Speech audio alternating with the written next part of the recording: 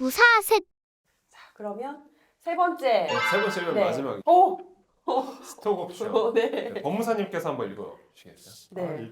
네. 스톡 옵션이다. 이제 영어로 스톡 옵션이라 하고 그걸 이제 우리말로 풀어서 하면 주식 매수 선택권이라고 하는 건데 물론 이제 법인인 경우에만 해당이 되겠죠. 주식회사인 경우에 개인 사업자일 때는 주식이 발행돼야 되는 거니까 해당될 수가 없는 건데 스톡 옵션은 말 그대로 임직원들 그러니까 회사의 운영에 또는 경영에 기여를 하시는 임직원들한테 일정 요건을 갖추면 나중에 정해진 가격으로 회사의 주식을 살 수 있는 자격을 주는 거거든요. 그래서 스톡은 영어로 따지면 주식이라는 뜻일 거고 옵션은 이제 선택권을 준다. 그래서 주식 매수 선택권이다라는 말을 하는 거거든요. 근데 이제 스톡 옵션을 발행할 때 또는 그 스톡 옵션을 부여할 때 가장 중요한 거는 정관의 근거 규정이 있어야 된다는 겁니다. 법률상으로는 상법하고 벤처기업 육성을 위한 특별조치법 그런 특별법이 있어요.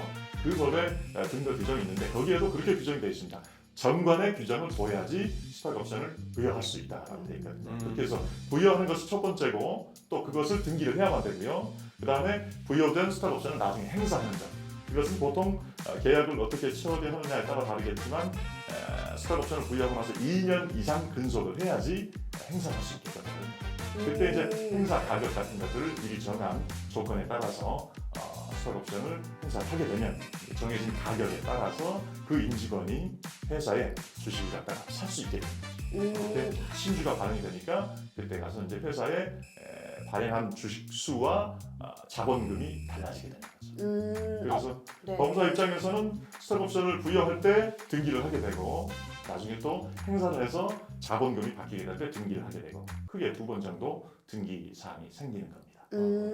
저 그러면 궁금한 게 있어요. 네. 보통 그 스톡 옵션을 이제 그 스타트업 기업들에서 많이 하는 걸로 네, 네. 알고 있어요. 그렇죠. 근데 지금은 이렇게 좀 극진한 대우를 해줄 수는 없지만, 예, 나중에 이제 뭔가 우리 회사가 잘 되면 굉장히 좋을 것이다. 뭐 이렇게 해서 하는 걸로 알고 있거든요. 그렇죠. 이게 일종의 나중에 주기 위한 성과급 같은 것들을 유보했다라고 생각할 수 있을 것이고 당장에 기업을 설립하는 과정에서는 여러 가지 비용도 많이 들고 충분한 급여를 지금은 보장해주기가 어려울 때 나중에 회사의 가치가 커졌을 때 회사의 주식이라는 게 액면가가 있겠지만 시세라는 게 있을 수 있잖아요. 그때는 네. 많이 올라갈 수 있잖아요. 네. 그랬을 때도 미리 정해진 가격은 훨씬 더 낮을 수 있으니까 그게 낮은 가격에 사게 되면 그 사람한테 결국 금전적으로 이득이 되는 거죠. 네. 그래서 이제 일종의 철칙과 당근 중에서 당근이 되는 거겠죠. 그렇게 해서 좀 더 애사심을 가지고 열심히 회사와 함께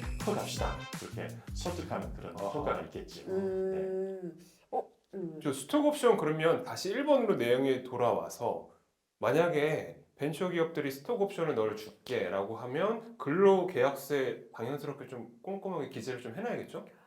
근데 사실은 저희도 이제 근로계약서 작성을 할 때 이런 스톡옵션 문의하시는 사업주 분들이 계시거든요. 그러니까 스톡옵션 계약서는 별도로 작성을 합니다. 근로계약서는 그 근로계약상에 대한 것들이어서 한 줄 정도는 들어갈 수 있겠죠. 스톡옵션을 부여를 한다 이런 식으로. 근데 어쨌든 그 스톡옵션에 관련된 내용은 별도의 스톡옵션 계약서를 작성을 하고 제가 이제 말씀을 드려요. 샘플 정도는 제가 드리겠지만 이거는 별도로 그 회사가 정하는 내용들 그 다음에 그 근로자하고 협의된 내용들을 누군가에게 변호사나 아니면은 법무사님에게 별도로 검토를 받으셔야 된다 이렇게 말씀을 드려요. 맞습니다. 저도 좀 말씀드릴 사항이 또 추가적으로 생겼는데 네. 스톡 옵션 계약서를 작성을 하고 그 계약서를 승인하는 의미에서 주주총회 결의를 받아야 됩니다. 주주총회 특별 결의를 또 받아야 돼요. 왜냐하면 회사의 자산 상황에 대한 굉장히 중요한 부분이기 때문에 그러네요. 자본금도 변하게 될 것이고 그렇기 때문에 그 계약서를 작성하는 것은 변론으로 하고 그것을 또 승인을 받아야 돼요. 주총회에서. 그래야 등기를 할 수가 있는 겁니다. 그런 다음에 나중에 또 2년, 3년이 지났을 때 스톡옵션 행사하게 되면 또 변경등기를 하게 되는 거죠. 굉장히 중요한 부분을 행사할 때도 꼭 등기를 해야 되는 거예요. 행사하면 자본금이 바뀌니까 아까 말씀드린 것처럼 오. 주식의 발행수가 바뀌니까. 음. 네. 오늘 이 시간이 저에게 굉장히 유익한 시간이 됐어요. 그러니까 상담할 때 사실은 스톡옵션 이렇게 물어보시는 분들이 있거든요. 그렇죠, 근데 그렇죠. 사실은 제가 한정된 지식만을 갖고 있기 때문에 그냥 검토를 별도로 받아보셔라 이 정도까지만 말씀을 드렸는데 이 정도 하나 더 추가해서 네. 말씀드릴 수 있을 것 같아요. 주주총회에 결의가 있어야 된다. 네, 그 맞습니다. 말씀드릴 수 있어서 저에게도 굉장히 유익한 정보. 스톡옵션 세무 처리에 관해서도 아. 꼭 이제 말씀을 드려야 될 게 있어서 스톡옵션을 행사하는 시점에 따라 아까 제가 말씀드렸다시피 소득의 종류가 바뀝니다. 만약에 재직 중에 스톡옵션을 행사하셨다 그럴 때는 근로소득이 됩니다. 네. 근데 만약에 퇴직 후에 스톡옵션을 행사하셨다 그러면 어떤 게 되실 것 같으세요? 두 분? 퇴직소득. 퇴직소득. 와. 역시. 아닙니다. 이게 아니에요. 많은 분들이 퇴직소득이라고 생각하고 계시는데 기타 소득으로 봐서 그리고 주식 내 선택권을 주식을 받은 후에 이거를 만약 양도했다. 양도소득세가 되게 되어지는 거예요. 그런데 여기 조금 더 TMI로 말씀드리자면 벤처기업 있죠. 이 벤처기업한테는 혜택이 있습니다.